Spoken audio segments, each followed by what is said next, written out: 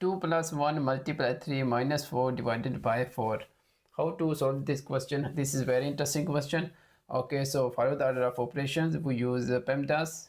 Okay, PEMDAS rule. Parentheses first, right?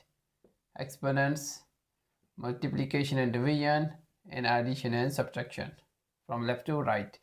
Okay, so first of all, from left to right, a multiplication and division. Okay, so multiply first. 2 plus 1 times 3, 3. Okay, minus 4 divided by 4. Now divide first. Okay, so 2 plus 3 minus 4 divided by 4, 1. Okay, so now addition and subtraction from left to right. Now plus first. 2 plus 3, 5, minus 1, and 5 minus 1 equals 4. This is the correct answer.